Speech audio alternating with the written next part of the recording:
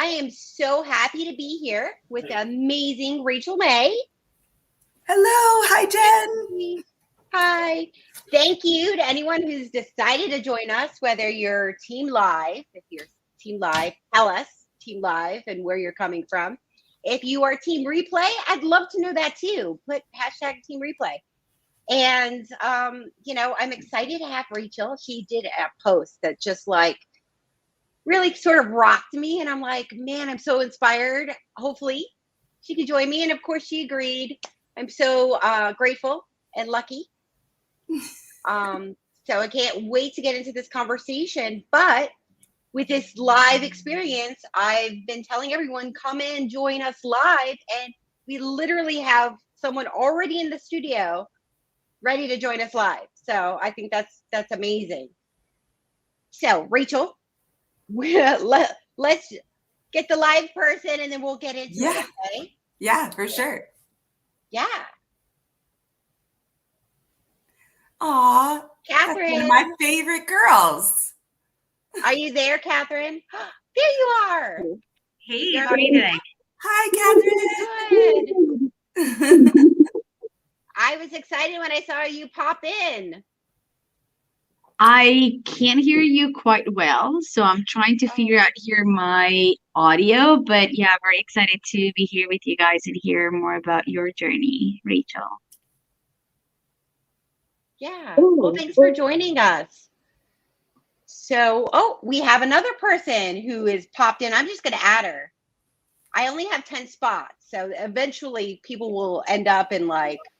But Vicky! I can't be like this with the background. That's so funny. Hi, though. So good to see you. Is there not like a background in here? Oh, there is a mute. I'm gonna. Catherine's not gonna do camera. I'll take her. Okay, so let's. Oh, about background. Is there like a filter? Is there a filter? Because my background is like a blur. Because look at my desk. It's too late, Vicky. No filter. The jig is up, girl. We can see your mess. Yeah. Can you see my colors of gray that I'm considering? Hey, this is just like real life. It's okay. It's totally okay. I do not define myself mess, girl. By the orderliness of my house. Oh my gosh, y'all. But I'm gonna mute you, Vicky, for a little while, and we'll get into some conversation here with Rachel. And then when you wanna share, just wave me. I'm gonna leave you here though. So Rachel, you had this post, right? And it was like, before cancer, I defined myself by work and accomplishments. As a result, I'm fueled by stress, veiled as determination. Now you define yourself by health and strength of relationships. And that just really struck me. And so tell me about that experience. I'm sorry you went through that, but you're amazing. Oh. And so I want to hear more. Thank you, Jen. Yeah, I mean, look, we all go through traumatic things, hard things in life. And, they tell us a lot to look for the positive, but I think it's important in healing to look for the meaning. And so I've spent a lot of time doing that on the road to recovery. And it's something, so all of the sudden, all of the things that I was most proud of or that really defined me in an instant were gone. And what I mean by that is like I was diagnosed and, some people decide that they can work through it. I knew that with the job I had, there was no way I was going to be able to do chemo and still be the head of sales for my company and be able to serve them properly. So I was not working. And for the first time in my entire life, I mean, I'm I've been terrible at taking a week vacation a year throughout my career. And so all of a sudden I'm not working. I could not be there for my friends. I don't have any idea what happened in their life over the last year. They were there for me, but nobody was going to share with me their troubles or their trials during that time, right? Like people were terrified to share anything negative with me because they'd have to follow it up with, well, yeah, my dog's sick, it's awful, but like, I know you're going through this thing, right? So nobody would want to share kind of like what was going on with that. And so, I really define myself a lot by like my professional accomplishments and what I was contributing. And then with my friends, like I really was defining myself by how much I gave to them and the kind of friend I was to them. And, and then, with even as a mother, right? Like how good of a mother am I based on like how much I'm doing for my children, how much I'm doing. So it was all based on how much I was contributing, how much I was doing, how good I was at the things that I do, and constantly trying to be better and in all of those areas. And so, my independence, I was something I was really, put my flag in the sand. I'm strong and I'm independent. And all of a sudden I was fragile, not strong. Everyone kept telling me I was strong, but trust me, Jen, I was fragile and I was weak and I was sad and I couldn't give. I had nothing to give to anyone. The only thing I could do was depend on everyone. And I did. I depended on everyone for my physical needs in life. I depended on everyone for my emotional strength. Even the community here on LinkedIn, you guys carried me more than you'll ever know. Because it's one thing like the love from the people that you know that are close to you, that love you. But that outpouring of love from people I barely know or complete strangers is a completely different kind of love that kind of made me see the world in a more beautiful way and see life in a more beautiful way. And so I was relying on my strength wasn't my own. It was coming from everywhere else. And I had nothing to give the world. And I was none of the things that I defined myself for. And what I realized was that everyone still loved me. Of course everyone still loved you. I don't know if everyone on LinkedIn is experiencing this, but I can't see your camera anymore. I don't know. I know it says that it clicked me off on my camera. So I hope let me try it again. There we go. Okay. Oh, there we go. So, okay.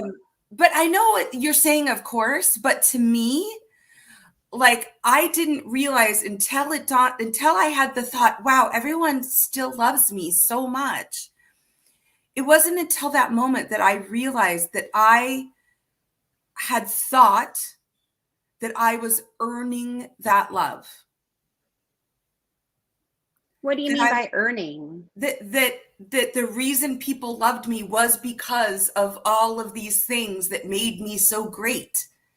And that's why people love me. And that when I could no longer give as much as I was giving or contribute as much as I was contributing, I realized in that moment that deep down, I didn't realize that people just loved me because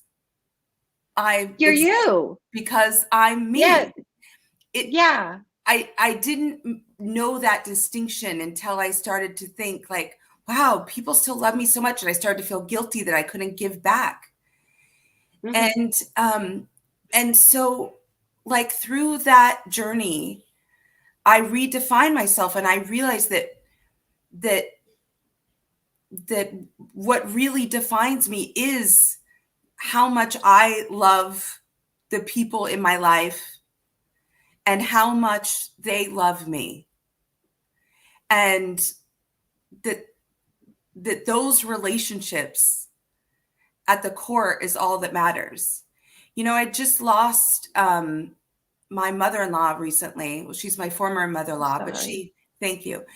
But she's my former mother-in-law, but I kept her in the divorce, and I kept her, and she's one of my best friends in the world. And I had the privilege of writing and delivering her eulogy last weekend. And as I was writing that eulogy and delivering it, what was very profound to me, and she accomplished a lot of things in her life and did a lot of things. She was a big doer. She had more energy at 75 than I've ever had in my life. And none of what I said in that eulogy had anything to do with anything she accomplished or did.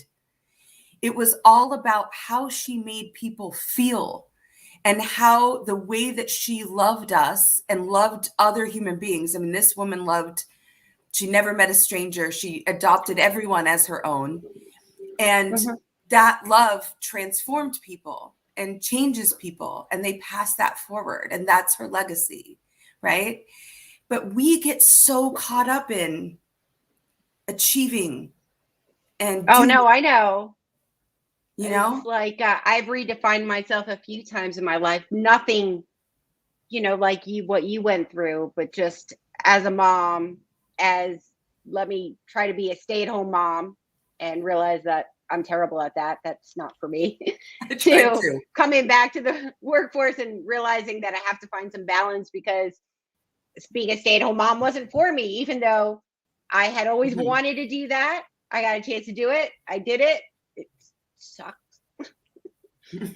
But when you put too much emphasis on career, or there's more to life. And it's funny, a lot of the group that we know, right, we all met on LinkedIn in these communities. And I think that, it's a beautiful thing when you're able to connect with people, and that when people know that you care about them, and that, it's about, at the end of the day, how you make people feel. And I love you said that about your mother-in-law. I'm sorry for your loss. Thank you. That idea of the way you make people feel being so important. So thank you for sharing. Thank you for your vulnerability. It's just amazing. Let's find out what Vicki joined us. I didn't know if she had a question or a comment, but let's give her. Yeah. Well, I'm just so happy and proud to be here with the two of you.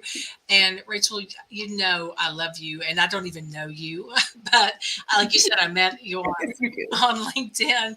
And so it's just crazy, like you said, how you can meet someone and just fall in love with them and not even really know them, but still, feel for them and want the best for them and pray for them and all those good things. And so just thank you for living out loud. I believe you help so many people with that. You'll never know. Thank you. That's so amazing. It seems like everything I ever do, you are right there with me.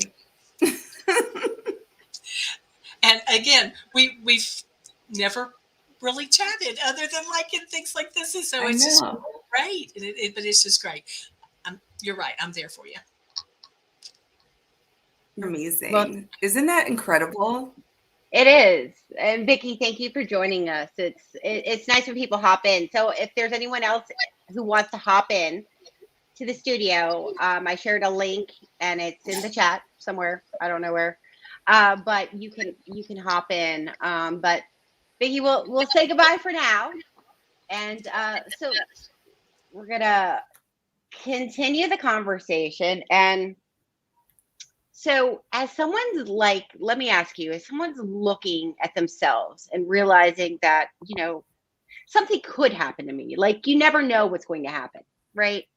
And that they put too much emphasis on things that maybe seem really important, right? But may not really be in the overall scheme of things, just like in the case of your mother-in-law, where you're giving the eulogy and realizing that, it's all about the relationships. What would you say to someone who is like doing that self-discovery, self-analysis? I would say, and I think this really applies to women in particular, that I think we've been taught to assess who we are in terms of good and bad, strength and weakness, right? You get asked that in a job interview. What are your strengths? What are your weaknesses, right? And what I would offer is that there is nothing that is bad about you. You don't have weaknesses.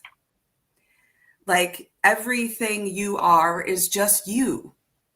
And to really do the work to stop viewing yourself through the lens of, here are the things that I'm not good at or that I'm bad at. And here are the things that I'm good at, or here are the things that are good about me and bad about me. And instead realize that you are you, and that you are worthy of love and all the good things exactly the way that you are. Because when you do that, that is when you can really start to be of better service and have better love and healthier relationships with others. Because I know it sounds trite, but it really does come from, loving yourself first. And so when you start to make that paradigm shift, then you change your actions as a result. So one of my weaknesses, we don't call them weaknesses in learning and development, right, Jen? We call them opportunities for development. Opportunities. So one of my opportunities for development has always been that I'm terrible at asking for help. And if you are terrible at asking for help, then, what does that mean? It probably means that, number one, you don't believe that you are deserving of help. Number two, you probably believe that people won't help you if you ask for help. You probably believe that there is weakness in needing help, right? And so all of those things come from really a feeling about yourself. And so all of a sudden, when you start to think differently about yourself, you no longer have trouble asking for help. And by the way, if you have trouble asking for help, I guarantee you the world will throw all sorts of things your way that make you need help to try and teach you, like cancer, for example. Like you don't have a choice anymore but to ask for help. And so once you make that shift internally, then it will start to strengthen your relationships with others, and it will start to turn into action. So another opportunity for development, I think this is also probably really common for women listening, is self-care. So I always kind of viewed self-care as this, some weird thing people say, or, self-care. Yeah, I'm going to go get my nails done today or something, I didn't really understand what that meant. Well, that's because you can't practice self-care if you aren't in a place of self-love. But when you get a disease, when your health is taken away from you, self-care becomes survival. And so, what does self-care really mean? Well, it means that I have to honor this perfect, amazing body that I'm in. Again, when you lose your health, you start to really realize how incredible your body is. Like, I can't believe that they just put mustard gas in me for 6 months and 2 surgeries and 36 rounds of radiation, and I'm still sitting here talking to you. It's freaking amazing, right? And you start to realize like how precious it is. And all of a sudden I'm like, I won't eat the things I used to eat.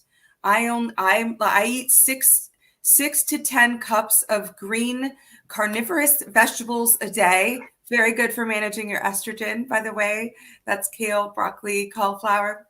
And I eat 6 to 10 cups of greens every single day, and I drink a healthy smoothie every day, and I don't eat any processed foods, and everything I eat is organic. And I make time for exercise, and I make time for meditation, and I make time for prayer and gratitude. I have a condition that is a result of my surgeries called lymphedema, and it's where they take out all your lymph nodes under your arm during cancer surgery, because my cancer had already spread there, unfortunately. Wow. So they take out all your lymph nodes, and so your lymphatic fluid doesn't have anywhere to go. And it's a non-curable condition as a result of cancer treatment that some people get. And what it means is that my hand and my arm swells up every single day with fluid. And it's really, really painful. It feels like when you've been wearing heels for your feet feel when you've been wearing heels for 8 hours. That's how my hand and my whole arm feels, like that achy feeling. And so the treatment for that is you have to give yourself a lymphatic massage every single morning and every single night. And it takes about 30 minutes. And you're just moving the fluid to the lymph nodes you still have. And then you have to do this exercise sequence that gets your lymphatic system flowing. And you have to do some deep belly breathing. And that takes about another 30 minutes. And you do that twice a day. So I have to spend an hour in the morning and an hour in the evening just taking care of my arm. And prior to cancer, I was lucky, Jen, if I spent 15 minutes making sure I ate lunch during the day, let alone dedicating hours of the day just to taking care of my human self. And so before you get a disease, before you get cancer, before the horrible thing happens, realizing that you are worthy of putting yourself and just taking care of your human and your emotional, spiritual self. That's your primary job on earth. It's not the last thing you do. It is literally the primary job that you are to do every single day, is take care of your human self.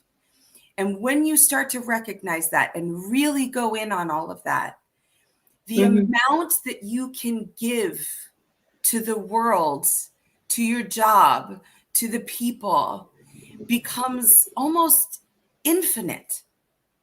Infinite. The place that you are coming from is so different, because you aren't coming from a depleted place of stress. You're coming from a place of infinite love, because you're giving yourself infinite love in action. And, if I can help people to discover that before the bad thing happens, because that's the other thing I've learned, is that the only way to heal suffering is to use what you learned through that suffering to help other people suffering not suffer as much.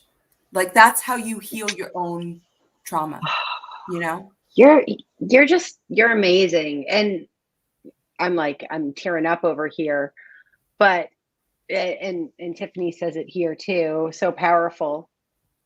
But I think this is something that so many people need to hear.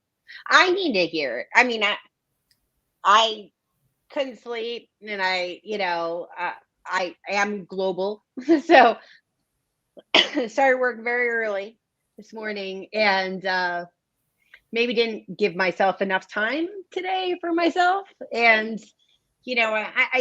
I always feel like I'm pretty good at self-care, but am I really, I got to work on it, because just hearing that and hearing you describe that process that you go through now and how much time it takes up, and it makes me realize that I'm more likely to not stop for lunch. I'm more likely to just work on through. And honestly, I mean, I worked through to 6 p.m. last night, and then I had school thing for middle school for my daughter after for another hour. And so, yeah. I mean, I I don't watch you, take enough Jen. time. I watch you, Jen, and I don't know how you manage to do half of the things that you do. I mean, you're just freaking everywhere, and you are constantly giving to your community. And I know you just want to give as much as you can, right? And so that's like what I want people to know is that you will actually be able to give more, you know, because you won't be so tired and stressed. And so powerful. you know, you'll be able to give more in less time if you give more time, like, to you. And it feels really good, you know, like defining yourself. Like now I define myself, like one of the things I'm so proud of now is how good I am at taking care of Rachel. You know, like I'm defining myself now, not just by how good I take care of others, but like how much I'm taking care of me. Like I don't feel guilty anymore if I don't work as much.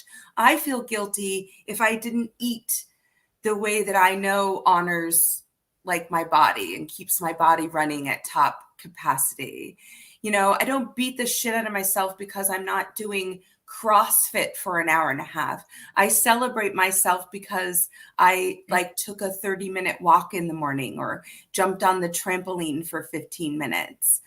And, awesome. you know, so it's like,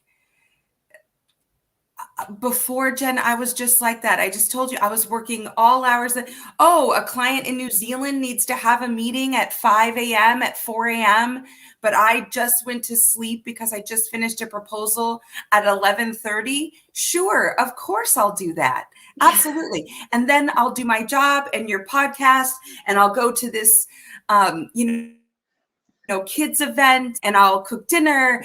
And yes, I do all of the things because I am Superwoman. No, you're not Superwoman. You're a human being, and human beings need care. You're pretty amazing. So I don't know that you might be Superwoman. You might be. Definitely but not, Jen. Maybe not in the way we thought of who Superwoman was, and maybe even redefining that. Do you know what I mean? Like, what makes a Superwoman? Maybe it's not what we thought it was.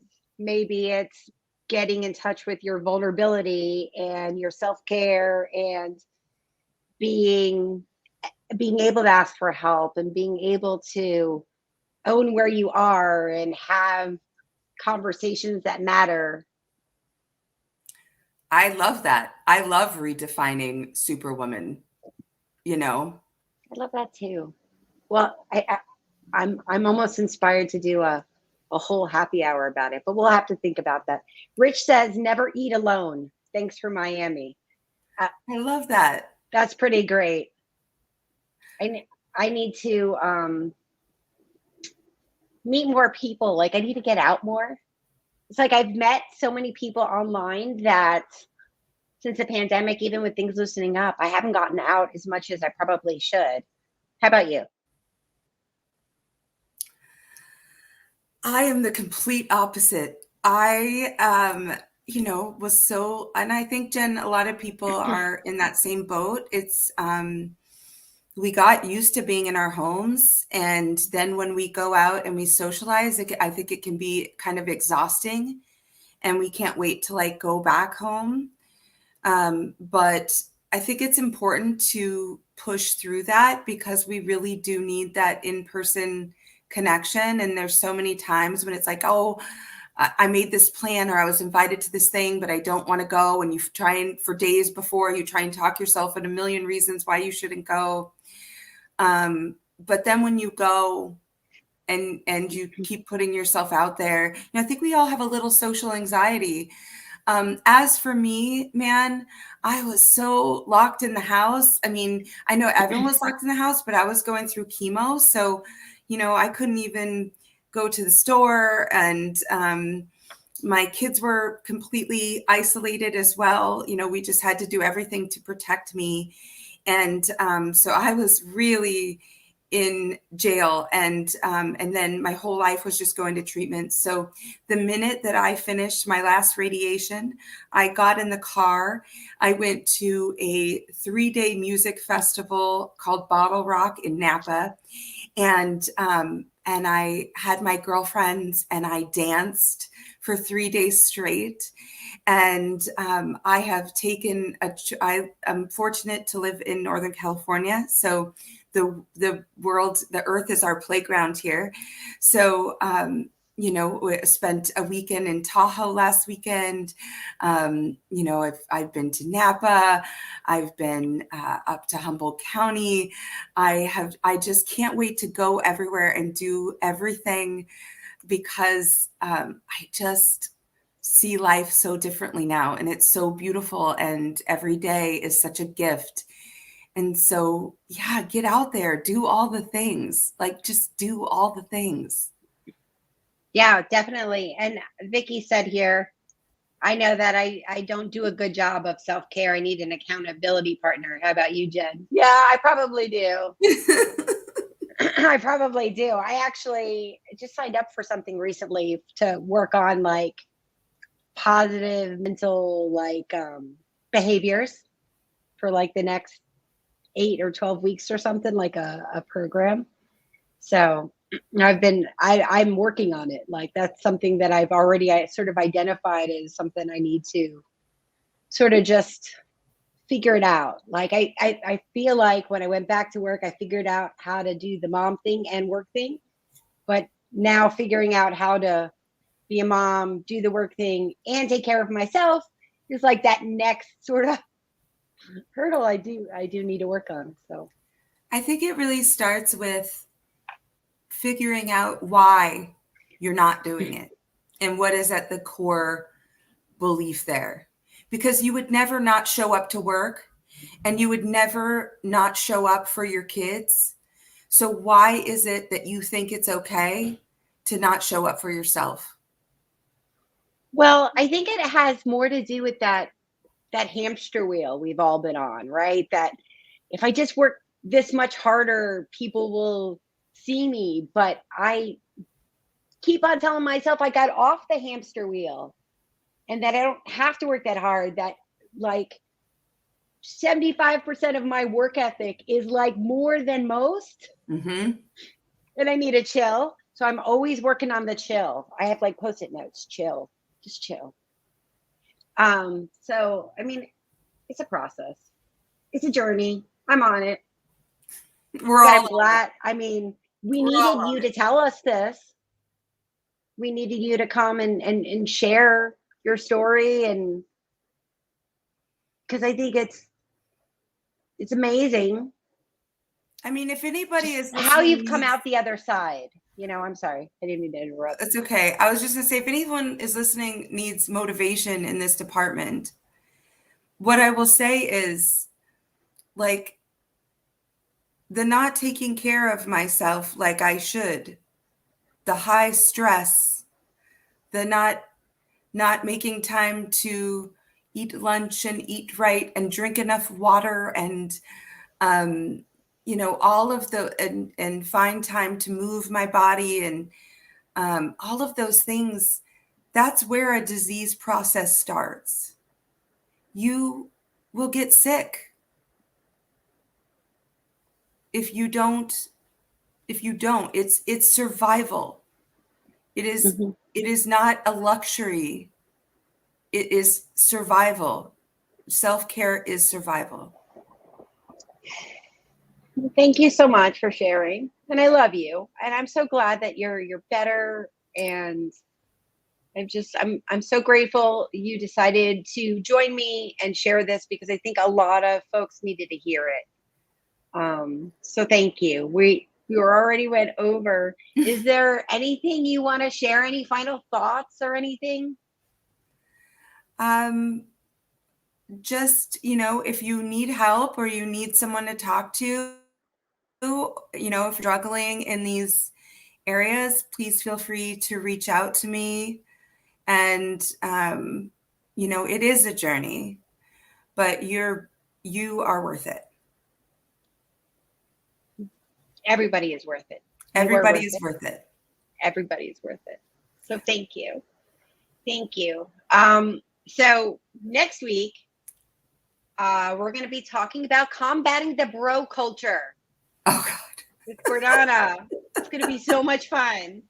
The week after that, we're going to be talking about protecting your emotional health. Nice. Joyce Johnson. And then the week after that, I've got the author, not the week after, that's like Thanksgiving. The week after, December 3rd, I've got the author of Machiavelli for Women, which is an amazing book. I want to say it's the best book that I listened to this year because I do a lot of audiobooks. Wow. And if I had it like a decade ago, like, I don't think we would be having this self-care talk. I'd be good. Yeah. Because I would have like figured it all out. It was such a good book. I'm going to have to go get that.